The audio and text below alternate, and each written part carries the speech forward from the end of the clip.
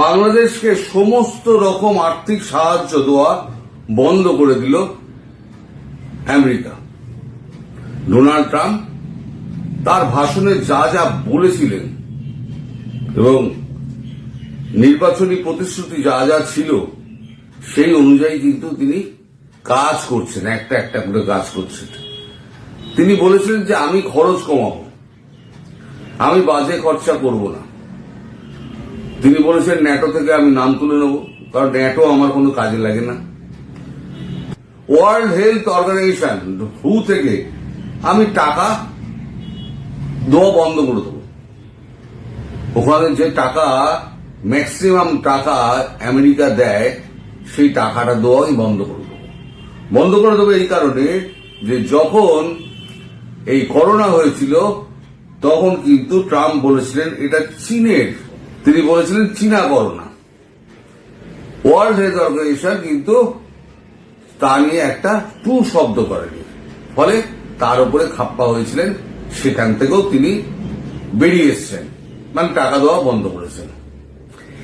এইবারে বাংলাদেশের উপরে যে নজরটা পড়েছে, বাংলাদেশের উপরে নজরটা পড়ার জন্য যে কাজগুলো করার দরকার সেটা কিন্তু আমাদের প্রধানমন্ত্রী নরেন্দ্র মোদী কিন্তু তার কানে জায়গা জায়গা মতো দিয়ে দিয়েছেন।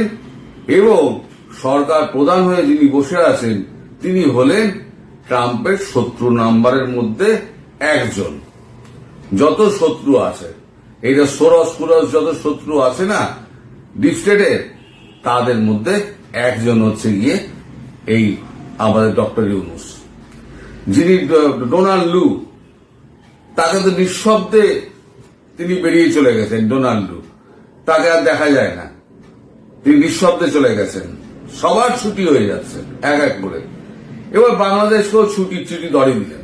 বাংলাদেশকে অনুদান দেওয়া বন্ধ করে দিল আমেরিকা। নতুন চাপে মোহাম্মদ ইউনূস সরকার প্রায় 50 বছরের বেশি সময় ধরে বাংলাদেশকে জনস্বাস্থ্য, শিক্ষা, জ্বালানি, পরিবেশ, খাদ্য, প্রাকৃতিক দুর্যোগ মোকাবিলা সহ বিভিন্ন ক্ষেত্রে আর্থিক সাহায্য দিয়ে এসেছে আমেরিকা 50 বছর ধরে। মানে কোটি কোটি ডলার, এক একটা বছরে 80,000 কোটি ডলার, কখনো 60,000, কখনো 70,000 কোটি ডলার এই সাহায্য দিয়ে এসছে। সেই সাহায্য এখন পুরোপুরি বন্ধ। আর ইন্টারন্যাশনাল মনিটারি ফান্ড বলুন বা ওয়ার্ল্ড ব্যাংক ধরুন, সবই কিন্তু আমেরিকার হাতে। সেখান থেকেও কিন্তু এক পয়সা পাওয়া যাবে না। কিন্তু ট্রাম্প খেপেছেন কোথায় জানেন? ট্রাম্প খেপেছেন সেটা হচ্ছে একের পর এক মিথ্যে কথা বলায়। এই যে বাংলাদেশ সরকারের পক্ষ থেকে যে মিথ্যে কথাগুলো বলা হচ্ছে না, যে আমরা কোনো চিঠি পাইনি, আমরা সরকারিভাবে কেউ জানতে পারিনি। আরে সরকারিভাবে এই তো চিঠি আমার কাছে আসে, সরকারিভাবে যেখানে বলা হচ্ছে ইউএসএইড বাংলাদেশ, আমি স্ক্রিনেও দিয়ে দিচ্ছি, দেখে নিন, ইউএসএইড বাংলাদেশ। আর দেখা যাচ্ছে না, বাংলাদেশ তো পরিষ্কার উদ্দেশ্য করে লেখা হচ্ছে এখানে। তারপরেও কি হচ্ছে, বলা হচ্ছে প্লিজ কনফার্ম, একদম শেষের দিকে, please confirm you have received an agreement with this stop of war suspension by replying to এই mail ID. Should you have a question concerning this letter or was stoppage, please contact ওইখানে। Please be aware that we anticipate many questions concerning to this notice. We will follow up with further guidance as soon as possible. Thank you for understanding. হ্যান করে Richardson B আরসন তিনি পাঠিয়ে দিয়েছেন এটাকে বাংলাদেশ সরকারকে। অথচ বাংলাদেশ সরকার কি বলছেন? বাংলাদেশ সরকারে বলছেন, পররাষ্ট্র দপ্তরে যিনি আছেন তিনি বলে যাচ্ছেন যে সরকারিভাবে আমরা কিছু জানানো হয়নি।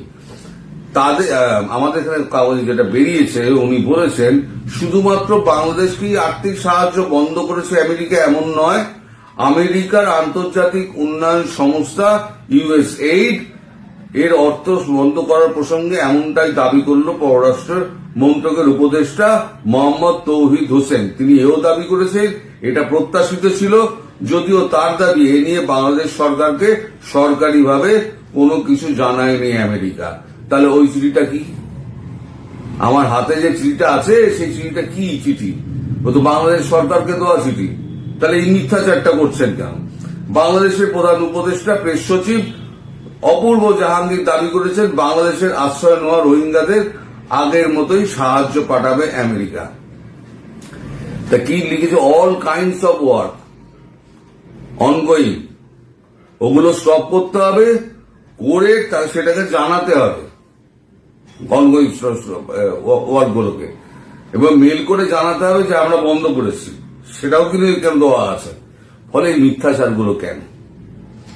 একটা ছোট ভিডিও দেখুন, ওনাদের পররাষ্ট্র উপদেষ্টা মোহাম্মদ তৌহিদ হোসেন, তার একটা ছোট ভিডিও দেখুন। পত্রিকাতে চলে এসছে অলরেডি যে এটা মানে তারা সব ধরনের ফান্ডিং আপাতত কত 60 দিন না কতদিন 90 দিনের জন্য তারা বন্ধ রাখছে। এটা ধরে নেওয়া যায় যে এটা এই ধরনের ফান্ডিং কমবে, এটা তো সবাই আশঙ্কা করছে। আমি এটা উত্তর আসলে দিতে পারবো না, কারণ আমার কাছে এরকম কোনো কাগজ এখনো আসেনি।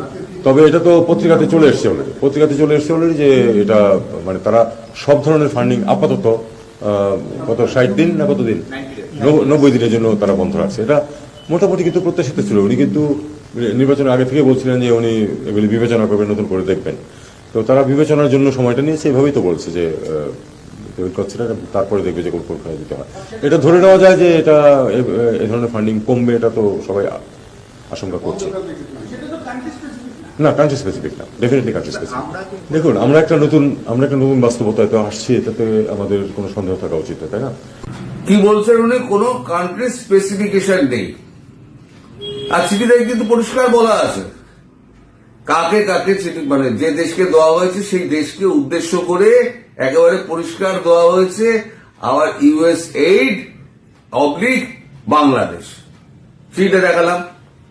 তাহলে এখন এই যে মিথ্যে কথাগুলো বলছেন, এই মিথ্যে কথাগুলোর জন্য কি হচ্ছে জানেন?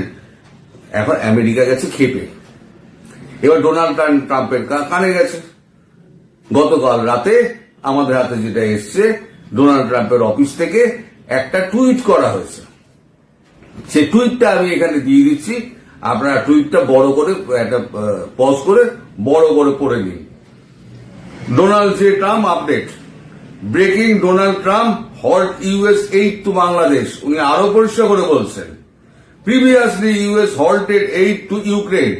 Trump has raised voice for minority Christians and Hindus of Bangladeshi. Bangladesh keep an eye on President Trump. Countdown started. বাংলাদেশকে উদ্দেশ্য করে ট্রাম্প বলছেন কাউন্টডাউন স্টার্টেড। তার মানেটা কি? তার মানে এবার আমি ঘর গোছানো হয়ে গেছে, এবার কাউন্টডাউন হচ্ছে। এই জানুয়ারিটা পেরিয়ে যাবে, ফেব্রুয়ারিতে মোদিজি এবং ট্রাম্প দুজনে বসবেন। মোদিজি বলবেন either you do it or let me handle. আমি যদি করি তুমি তাহলে টাং আড়াবে না, তুমি এর মধ্যে আসবে না। এই যে এত কিছু বলে বেড়ানো হচ্ছে না, এই করব ওই করব, সমস্ত কিছু বলা হচ্ছে। তেল নিয়ে আসবো কোথা থেকে? আমেরিকা থেকে তেল নিয়ে আসবে। আমেরিকা সরকারের থেকে কিন্তু নয়, চুক্তি হয়েছে একটা বেসরকারি প্রতিষ্ঠানের সঙ্গে, তারা তেল আর গ্যাস বেচে। হিন্দোরা পেটানো হচ্ছে, ঢাক পেটানো হচ্ছে যে আমেরিকার সঙ্গে চুক্তি হয়েছে। আসলে মানুষকে না ধোকার মধ্যে রাখা হচ্ছে। ওই 26 লক্ষ যেটা ভারতীয় কাজ করত, যেরকম একটা ধোকা ছিল, ওইরকম আর একটা ধোকা একটা শুরু হচ্ছে। সেটা হচ্ছে এই যে আমেরিকা থেকে তেল কেনা। আচ্ছা, বাকিদের কথা আমি ছাড়লাম। এই যে মোহাম্মদ তৌহিদ হোসেন, তিনি তো একটা শিক্ষিত মানুষ। তিনি তো জানেন পৃথিবীর সামুদ্রিক ম্যাপটা টেবিলের ওপরে ফেললে তার কাছে পরিষ্কার হয়ে যাবে বাংলাদেশ কোথায় আছে আর 7 সমুদ্র 13 নদী পেরিয়ে আমেরিকা কোথায় আছে? অথচ বাঁদিকে যদি আপনি যান, বাঁদিকে গেলে ডান দিক দিয়ে যেতে হবে, তো বঙ্গোপসাগর বেরিয়ে বাঁদিকে যান, ম্যাপটা খুলে আপনারা দেখে বাঁদিকে গেলে, আমার ম্যাপ পুরো মুখস্থ, বাঁদিকে গেলে আপনার ফিলিপিন্স পেরিয়ে আপনার ভিয়েতনাম পেরিয়ে আপনি পড়বেন চীন, তার ঠিক পিছনে হচ্ছে রাশিয়া। তাহলে চীন থেকে নিলাম না, আমি কাছাকাছি রাশিয়া থেকে নিলাম না, আমি 14,000 নটিক্যাল মাইল দূর থেকে আমি তেল আর গ্যাস নিয়ে আসবো। কোন মূর্খ এটা করবে? কি না ভারতের সঙ্গে বিরোধিতা, ভারত বিরোধিতা তাদের এত বেটে উঠেছে যে তারা মানে